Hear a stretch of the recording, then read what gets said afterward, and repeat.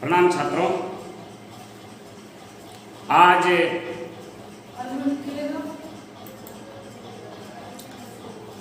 एक नया विषय लेकर के आए हैं आपके सामने। हिंदी में आज हम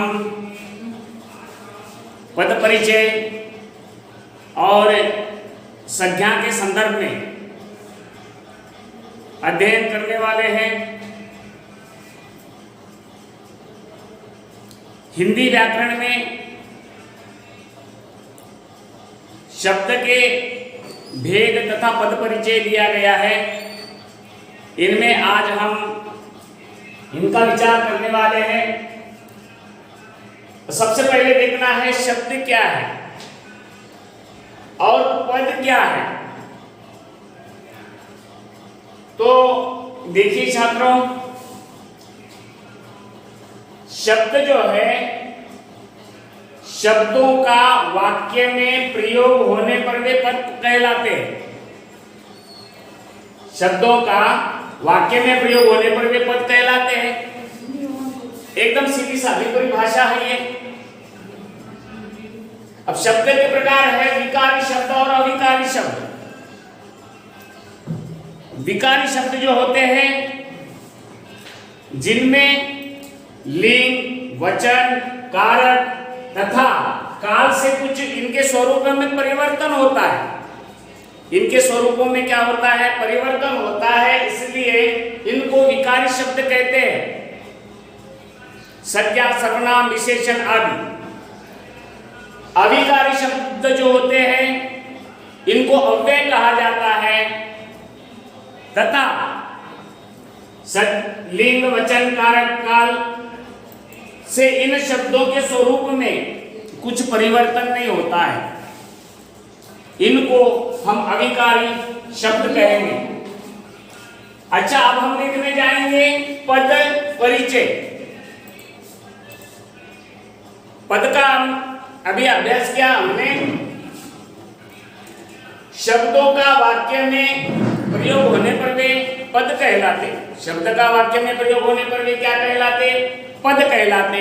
और पद का परिचय है। परिचय शब्द का देखिए, परिचय शब्द का विचार करेंगे हम लोग। अब परिचय देना है तो हमें पूछेंगे कि आप कौन हैं, हमें नाम बताना पड़ेगा। अब परिचय में कौन है, कैसे हैं, आप कैसे हैं, तो हमारे परिचय के अंतर्गत कौन है, कैसे है, ये सब परिचय में बताना पड़ेगा। ये हो गया पद तथा पद का परिचय। अब इसमें बताया गया ये कौन है, कैसा है, तो सेहत के बारे में बताना पड़ेगा। हम ठीक है भाई, हम एक दूसरे से मिलने पर बताते हैं कि हम बहुत अच्छे हैं, ईश्वर की कृपा से हमें बल बुद्धि विद्या सुख समृद्धि शांति है हमारे पास। पद का परिचय देना है तो कौन है, कैसा है, कहां से है, स्थान का परिचय देना पड़ेगा। अब आगे पद परिचय में लिंग, वचन, कारक तथा काल से, लिंग, वचन, कारक तथा काल से जो परिवर्तन होता है। अब देखिए एक उदाहरण देखते हैं हम लोग। अब सुषमा चाय पी रही है। अब सुषमा जो है ये व्यक्तिवाचक संज्ञा है। सुषमा किसी लड़की का नाम है, किसी कन्या का नाम है सुषमा, और ये विशेष और निश्चित नाम है। विशेष और निश्चित नाम है। अब बताया गया है, अच्छा ये नाम है, संज्ञा है। इसका लिंग अगर देखेंगे हम तो ये स्त्रीलिंगी है। एक नारी है, एक कन्या है, इसका लिंग है स्त्रीलिंग। अब आगे अगर हम देखना चाहेंगे इसका काल है, वर्तमान काल है जो है ये शब्द, ये वर्तमान काल में है। सुषमा चाय पी रही है। सुषमा ये संज्ञा है और व्यक्तिवाचक संज्ञा है। ये किसी नारी का शब्द है, इसलिए स्त्रीलिंगी है। वचन अगर देखेंगे तो ये एक वचन है। एक वचन में अकेली है। यहाँ चाय पी रही है, पीने की क्रिया चल रही है, तो इसे हम क्या कहेंगे? ये वर्तमान काल में है, क्रिया का पता चल गया। अब हम आगे कुछ सेंटेंस देखेंगे, यहां पर एक बकरी थी, यहां पर क्या दिया गया है? एक बकरी है। अब बकरी जो है ये जातिवाचक संज्ञा है। बकरी क्या है? ये जातिवाचक संज्ञा है।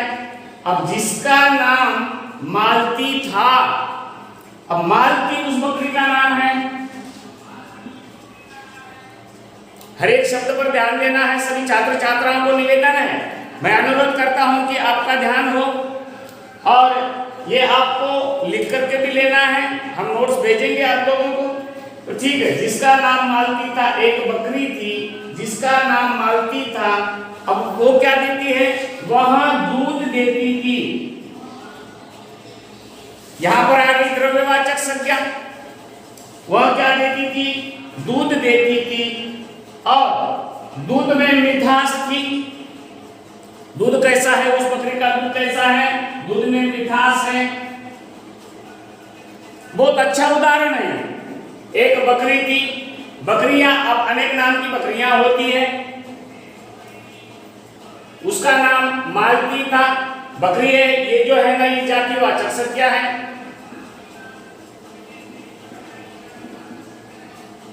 ये जातिवाचक संज्ञा है।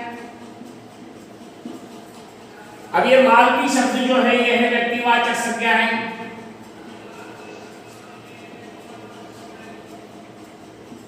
व्यक्तिवाचक संज्ञा है। अब दूध शब्द जो है, ये जो दूध शब्द है ये है द्रव्यवाचक संज्ञा।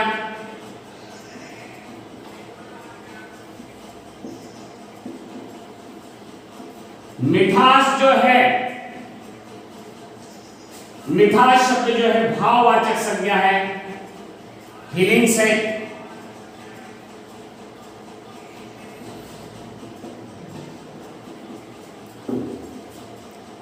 वह झुंड में चल रही थी, और एक वाक्य लगाएंगे इसमें, वह झुंड में चल रही थी। एक बकरी थी जिसका नाम मालती था, वह दूध देती थी, दूध में मिठास थी, और वह बकरी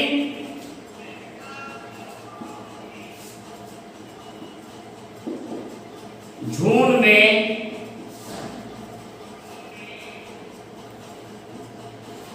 चल रही। अच्छा, बकरी के संदर्भ में आप सभी को पता है, गाय, बकरी, घोड़ा है, कुछ पालतू जानवर है, इनके संदर्भ में आपको जानकारी है। वह झुंड में चल रही थी। अब यहां पर देखना है, झुंड नाम का जो शब्द है यह है समूहवाचक संज्ञा। झुंड जो है यह समूहवाचक संज्ञा है।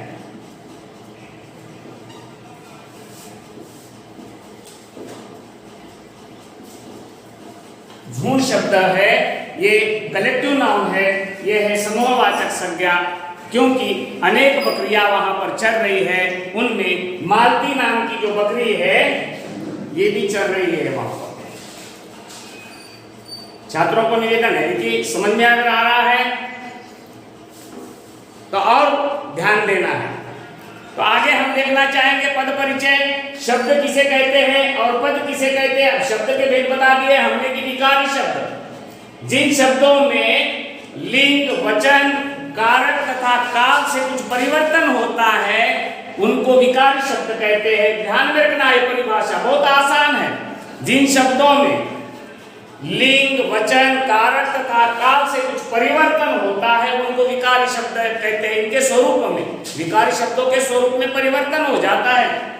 और दोहराता हूं, अविकारी शब्द जिन्हें कि हम अव्यय कहते हैं, ये अविकारी शब्दों के स्वरूप में लिंग, वचन, क्रिया तथा काल से कुछ भी परिवर्तन नहीं होता है, इसलिए हम इनको अविकारी शब्द कहते हैं। अच्छा, शब्द से पद कैसे बनते हैं। अब यहाँ पर सीधी सादी परिभाषा दी गई है। शब्दों का वाक्य में प्रयोग होने पर वे पद कहलाते हैं। किसी शब्द को अगर हम वाक्य में उपयोग में लाते हैं तो वे पद कहलाते हैं। क्या कहलाते हैं? पद कहलाते हैं। और पद का परिचय शब्द से मैंने आपको बता दिया है कि क्या है, कौन है, कैसा है, ये परिचय में दिया जाता है। अच्छा, दो दोस्त मिल गए एक दूसरे को, हाय अशोक, आप कैसे हैं, कहाँ से हैं, आपकी सेहत कैसी है, ये जो परिचय दिया जाता है एक दूसरे को, इसी को हम पद परिचय कहते हैं। अब इसके पश्चात हम संज्ञा की ओर जाएंगे।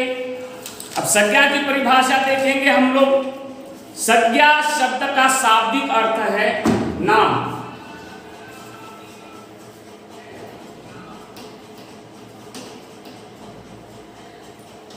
संज्ञा शब्द का शाब्दिक अर्थ क्या है?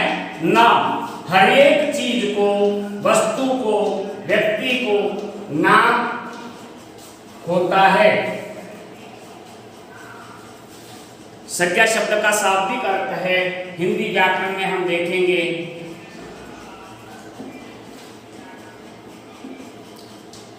संज्ञा। परिभाषा है संज्ञा की, इसका शाब्दिक अर्थ है नाम।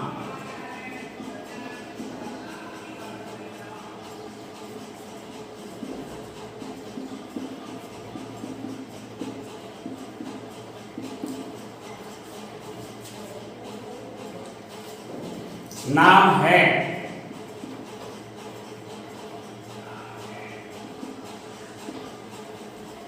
अब किशोर है, नरेंद्र है, सौरभ है, सुधीर है, वैभव है, ये क्या हो गए हैं? नाम है। किसी गाय का नाम है, गाय का नाम गंगा है, नदी का नाम गोमती है। इसके तत्पश्चात हम किसी बाइबल है, पुराण है, जातक बोध कथा है, ये किताबों के नाम हो गए। नाम से संज्ञा को पहचाना जाता है, इसकी परिभाषा है। अब संज्ञा की परिभाषा हम देखेंगे।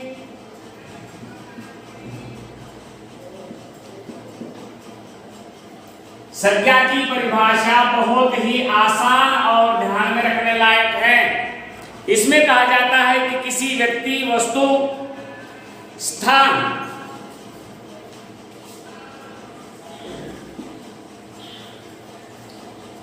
जो पट पर लिखा जा रहा है, मैं ये समझकर चलता हूं कि आप सभी छात्रों को ये दिखाई दे, इसलिए मोटे मोटे टाइप के अक्षरों में मैं आज लिख रहा हूं। और इन संज्ञा शब्दों का, संज्ञा की परिभाषा है, संज्ञा के उदाहरण है, इनको आप बिल्कुल सही ढंग से ध्यान में रख लेना है। किसी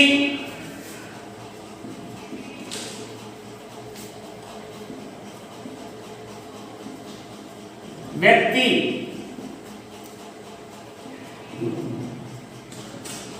वस्तु, स्थान,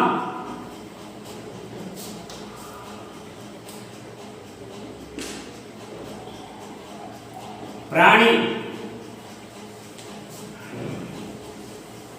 या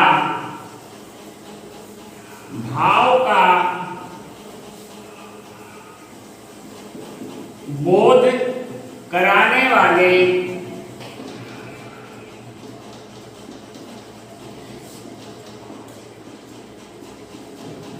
शब्दों को हम क्या कहेंगे?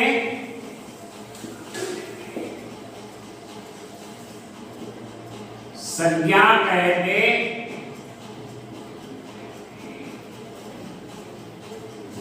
अब देखिए यहां पर किसी व्यक्ति, अब व्यक्ति में देखो, पहले मैंने बताया कि सुषमा चाय पी रही है।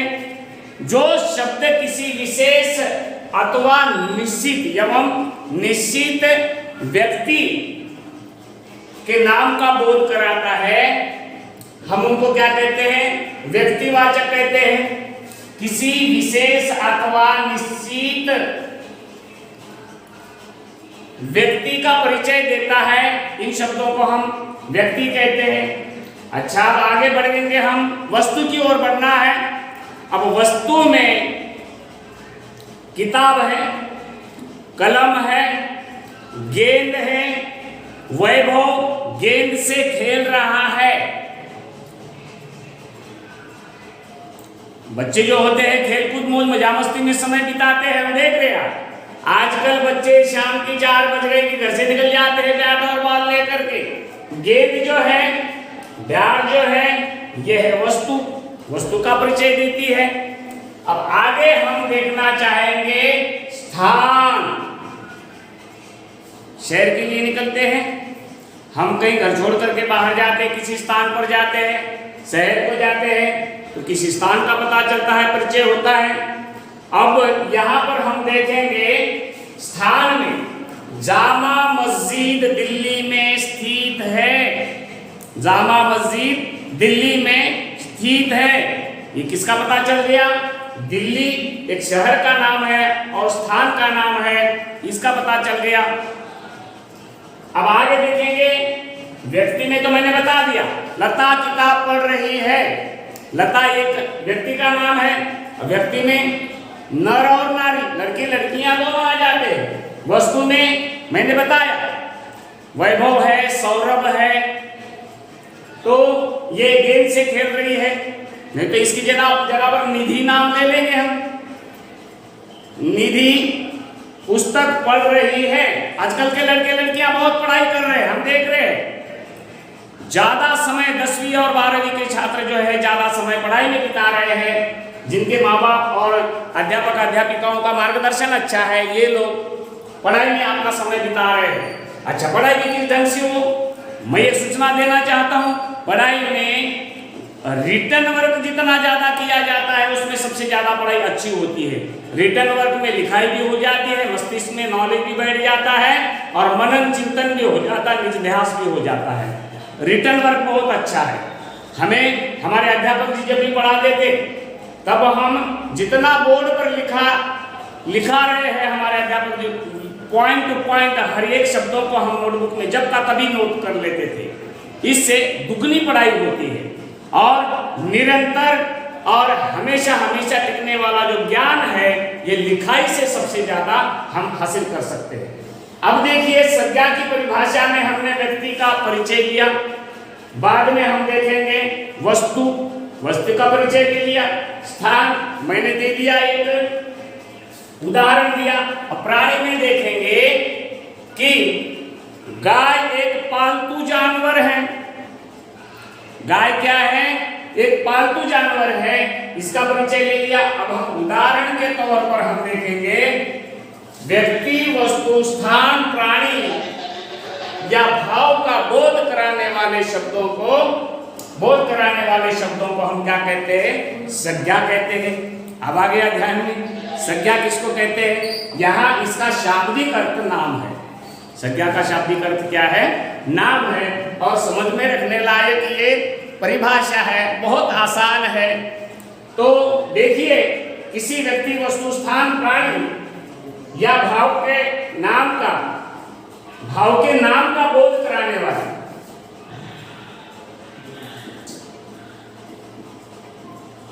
माफ कीजिए, भाव के नाम का बोध कराने वाले शब्दों को हम संज्ञा शब्द कहते हैं। आगे हम इनके उदाहरण देखेंगे। संज्ञा के भेद कितने प्रकार के होते हैं इनको देखेंगे।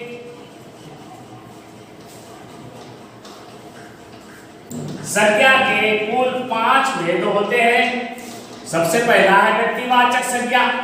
अब व्यक्तिवाचक संज्ञा दूसरा प्रकार है जातिवाचक संज्ञा। अब जातिवाचक संज्ञा के और जैसे अंग्रेजी व्याकरण के अनुसार उसके और 2 प्रकार हो गए हैं। कौन से? द्रव्यवाचक संज्ञा एक है और समूहवाचक संज्ञा, ये 2 प्रकार हो गए हैं उसमें। अब हम देखेंगे संज्ञा के भेद। संज्ञा के भेद में सबसे पहला है व्यक्तिवाचक संज्ञा। दूसरा प्रकार है जातिवाचक संज्ञा।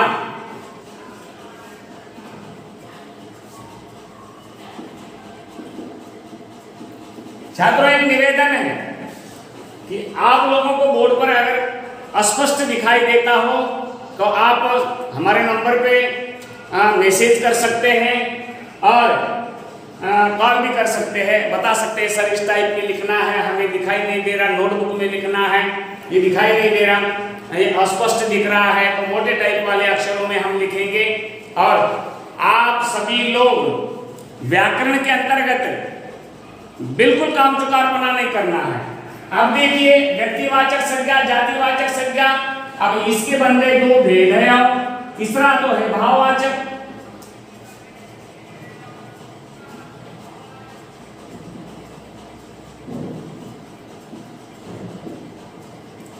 भाववाचक संज्ञा,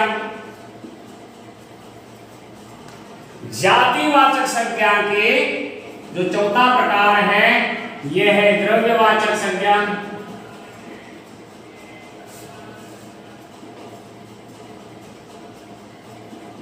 तथा पांचवा प्रकार है समूहवाचक संज्ञा।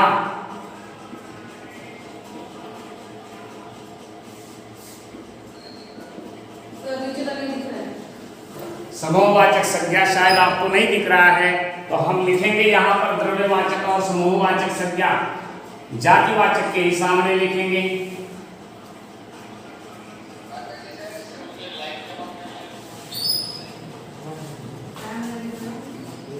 जी, द्रव्यवाचक संज्ञा है और पांचवा है समूहवाचक संज्ञा।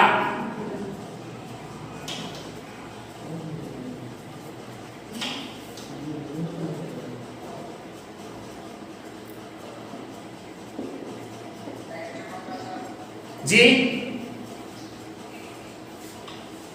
सही ढंग से बैठना है और अपना पूरा लक्ष्य इस पर की ओर रखना है, विनती है सभी छात्रों को।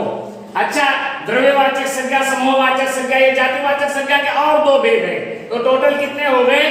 कुल है 5 भेद है संज्ञा के। सबसे पहला मैंने बता दिया कि व्यक्तिवाचक संज्ञा, ये 5 भेद, जैसे कि हमारे हाथों की कितनी उंगलियां हैं, फिंगर्स कितने हैं? 5 है। इस पर से ध्यान में रख लेना, ये ट्रिक है। सबसे पहला हो गया व्यक्तिवाचक संज्ञा, दूसरा जातिवाचक संज्ञा, तीसरा भाववाचक संज्ञा, चौथा है द्रव्यवाचक और पांचवा हो गया समूहवाचक संज्ञा। अब इन संज्ञा के भेदों का हम विचार करेंगे। संज्ञा की परिभाषा तो देख ली है हमने, संज्ञा का शाब्दिक अर्थ नाम है। अब इन नामों का भेद देखना है हमें। सबसे पहले हम सोचेंगे व्यक्तिवाचक संज्ञा, व्यक्तिवाचक संज्ञा का विचार करेंगे हम। अब इस व्यक्तिवाचक संज्ञा की परिभाषा ये है कि इसमें जो शब्द किसी विशेष अथवा निश्चित व्यक्ति की संपूर्ण जानकारी दे या बोध कराए, उन शब्दों को व्यक्तिवाचक संज्ञा कहते हैं। इसकी परिभाषा यह है, जो शब्द किसी विशेष, अब देखो इसमें विशेष शब्द बहुत महत्वपूर्ण है। विशेष शब्द जो है, विशेष और निश्चित एवं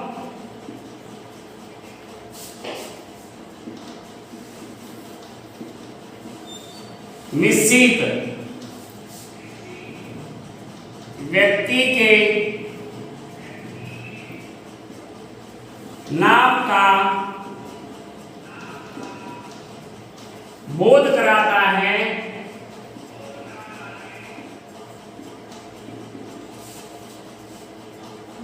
उसे हम क्या कहते हैं?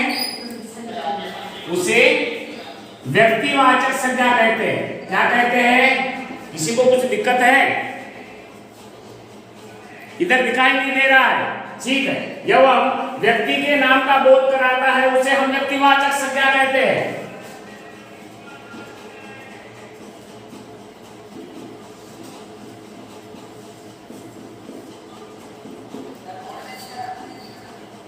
बीच में बोलना नहीं है।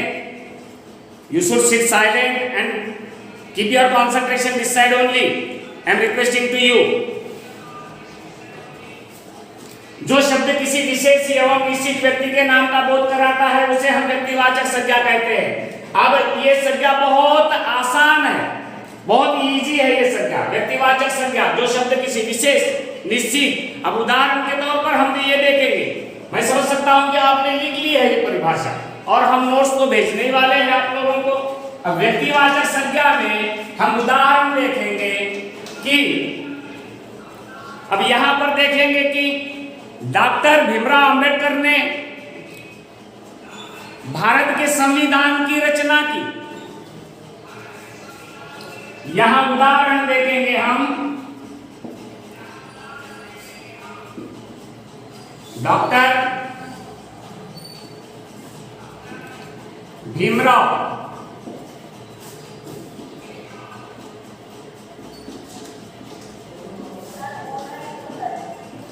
बीच में बोलना नहीं है। अगर आप लोग सही ढंग से नहीं बैठ पाएंगे तो आपकी वीडियो बंद कर दो। तो डॉक्टर भीमराव अंबेडकर ने भारत के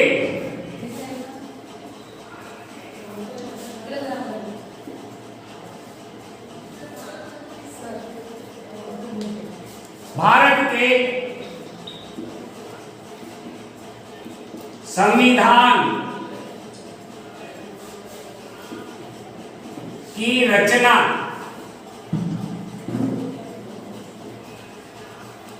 अब इसमें किसी विशेष व्यक्ति का नाम आया है। क्या आया है? किसी विशेष व्यक्ति का नाम कौन सा है? डॉक्टर भीमराव अंबेडकर। इन्होंने क्या किया? भारत के संविधान की रचना की। अब संविधान एक किताब का नाम है, निश्चित नाम आया है। और डॉक्टर भीमराव अंबेडकर जो है ये व्यक्तिवाचक संज्ञा है, किसी विशेष व्यक्ति का नाम है। ये किसी विशेष व्यक्ति का नाम है। अब व्यक्तिवाचक संज्ञा में आगे हम देखना चाहेंगे कि बाइबल एक पवित्र ग्रंथ है। बाइबल क्या है? एक पवित्र ग्रंथ है भारत के। आप दूसरा देखेंगे, किताब का नाम देखेंगे व्यक्तिवाचक संज्ञा में। व्यक्तिवाचक संज्ञा में दूसरा उदाहरण है ऋग्वेद।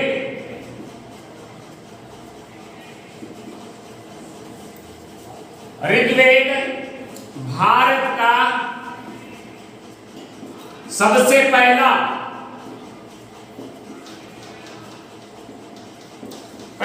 वेद, भारत का सबसे पहला वेद है। अब ऋग्वेद ये विशेष किसी किताब की नाम, एक पुराण का नाम है, धार्मिक ग्रंथ का नाम है। ऋग्वेद भारत का सबसे पहला वेद है। अब हम बताएंगे कि जी ये वस्तु हो गई है। इससे पहले हम व्यक्ति के नाम बताएं, किसी व्यक्ति, वस्तु या स्थान। अब हम तीसरा बताएंगे जामा मस्जिद।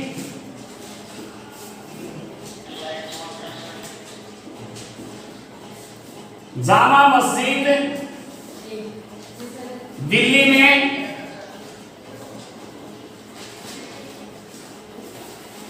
में स्थित है। यहां पर हमने स्थान का परिचय दे दिया। जामा मस्जिद कहां पर स्थित है? ऋग्वेद ये वस्तु हो गई, डॉक्टर भीमराव अंबेडकर ये व्यक्ति हो गया। व्यक्ति, वस्तु या स्थान। अब अगला उदाहरण हम देखेंगे व्यक्तिवाचक संज्ञा में, आम की मिठास या कच्चे आम हमको ललचाते हैं। भाव है, फीलिंग है। कच्चे आम का नाम निकालने से पता है आप सभी को बहुत अच्छा लगता है कच्चा आम। कच्चे आम नमक के साथ खाते हैं आप लोग, इमली भी खाते हैं, कच्ची इमली जो होती है वो भी खाते हैं आप। तो इसमें आम की मिठास शब्द जो है इसमें हमारे फीलिंग्स है, भाव है। ये संज्ञा की परिभाषा में, व्यक्तिवाचक संज्ञा की परिभाषा में हमने देखा है। जामा मस्जिद स्थान हो गया, ऋग्वेद भारत का सबसे पहला वेद है, ये हो गया धार्मिक ग्रंथ यानी वस्तु का नाम हो गया। डॉक्टर भीमराव जी अंबेडकर जो है जिन्होंने भारत के संविधान की रचना की, ये व्यक्तिवाचक नाम हो गया। व्यक्ति, वस्तु, स्थान या भाव, यहां तक हम आज अभ्यास कर रहे हैं और आगे जो है जातिवाचक संज्ञा के संदर्भ में आगे के क्लास में हम आप लोगों को स्पष्ट करेंगे। आम की मिठास, अब बताओ आम किसको पसंद नहीं है? अब ग्रीष्म ऋतु में इस समर के अवकाश में बहुत सारे लोग, बहुत छात्र छात्राएं आम खाते हैं और आम की मिठास, कच्चे आम की मिठास तो बहुत अच्छी होती है, नमक के साथ खाते हैं हम लोग। इमली की मिठास बहुत अच्छी होती है। आप देखो तीसरा उदाहरण, भाववाचक संज्ञा, जो भाव का नाम आ गया है, भाववाचक संज्ञा नहीं है, ये संज्ञा की परिभाषा में है। भाव, आम की मिठास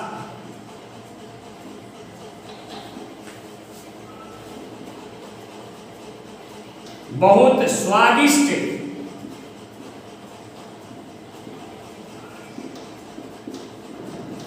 होती है। मिठास शब्द जो है हमारे मन के भाव, जो है हमारे मन के भावों को प्रकट करते हैं। अब हमदर्द, हमदर्द शब्द जो है ये भाव है। बेदर्द, बेदर्द शब्द जो है ये भाव है। मित्रता, एक दूसरे को सहयोगी है, हम एक दूसरे के मित्र है, एक दूसरे से हम हर दिन जुड़ते हैं, हाय हेलो बाय ओके करके एक दूसरे से बात करते हैं हम सभी छात्र छात्राएं। ये मित्रता जो है, ये स्नेह जो है, ये प्यार जो है हमारे मन के भाव है। तो यहाँ पर व्यक्ति, वस्तु, स्थान या भाव की विशेष या निश्चित जानकारी देने वाले शब्दों को हम क्या कहते हैं? व्यक्तिवाचक संज्ञा कहते हैं। मैं ये समझकर चलता हूं कि जितना पढ़ाया है आज हमारी 10वीं कक्षा के सभी छात्र छात्राओं के मन मस्तिष्क और दिमाग में आया होगा और आप सभी लोग निरीक्षण, परीक्षण और बोध करने वाले हैं, बोध लेने वाले हैं। हम जितना भी बोध करते हैं वे आप अच्छा समझ सकते हैं, क्योंकि आप 10वीं कक्षा के छात्र हैं। आगे जातिवाचक संज्ञा हम आगे बढ़ाएंगे, जातिवाचक संज्ञा, मगर अभी शायद इस कालांश का समय होते आया है, तो बढ़ेंगे आगे। जातिवाचक संज्ञा दूसरा प्रकार है जातिवाचक संज्ञा।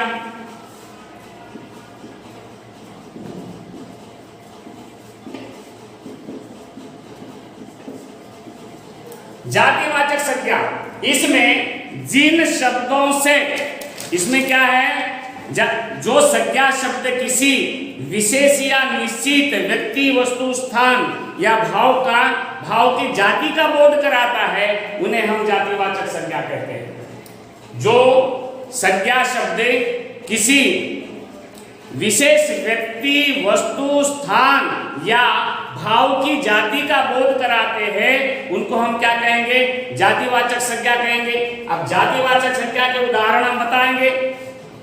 अब नदी है, उदाहरण के तौर पर हम शब्द ले लेंगे नदी। अब नदियों की जाति होगी, इसमें गंगा, जमुना, सरस्वती, गोदावरी, पैनगंगा, वैनगंगा, वर्धा, प्राणहिता, कृष्णा है, चंद्रभागा है, सरजू नदी है, सिंधु है, रावी है, सतलज है। ये नदियों के नाम हो गए और ये नदियों की जाति हो गई अलग अलग नाम से। अगर नाम ले लिया तो ये विशेष व्यक्तिवाचक नाम हो जाएगा। नदी शब्द में अनेक सारी जातियां, अनेक सारी नदियां आ गई, इसलिए नदी शब्द जो है, ये शब्द जो है ये जातिवाचक संज्ञा। अब पर्वत है, पर्वत की श्रेणी होती है, श्रृंखला होती है। हिमालय पर्वत नाम हो गया, इसमें सातपुड़ा है, विंध्याचल है, अरावली पर्वत है, सह्याद्री पर्वत है, अलग अलग नाम हो गए। मगर पर्वत शब्द में अनेक सारे पर्वत आ गए। ये जातिवाचक संज्ञा इसलिए है, पर्वतों की जाति के नाम का बोध कराने वाला शब्द है। आगे हम देखेंगे खिलौना।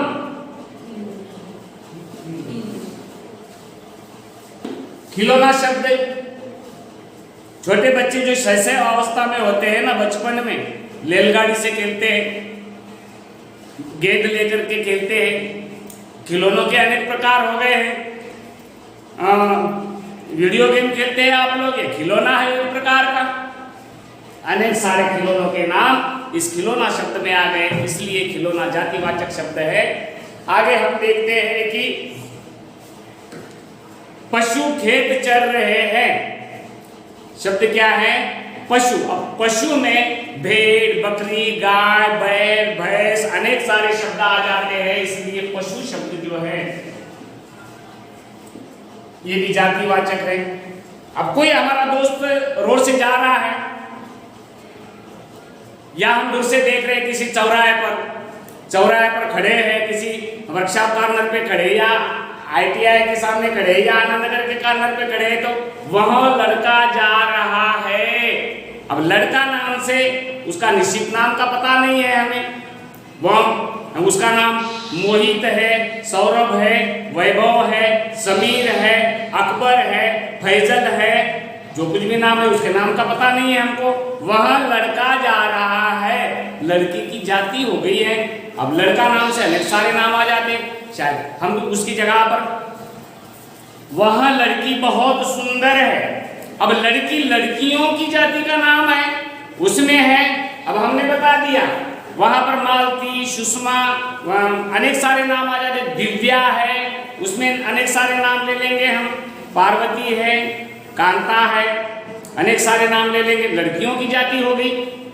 तो इसमें लड़का लड़की एक जातिवाचक संज्ञा है। जातिवाचक संज्ञा, इसके बहुत सारे उदाहरण हैं। अब नगर में कर्फ्यू लगा है। धन्यवाद छात्रों, कालांश का समय हो चुका है। आगे का जो शेष भाग है हम कल के कालांश में लेंगे। आप सभी को मैं हार्दिक धन्यवाद देता हूं जिन्होंने अपना तन मन धन लगा करके इस कालांश को सुना है। और यहाँ पर मैं मेरे इस कालांश को पूर्ण विराम देना चाहता हूँ। हर्षोल्लास आनंद के साथ आप अभ्यास करो और पढ़ाई से जुड़े रहो, लगे रहो।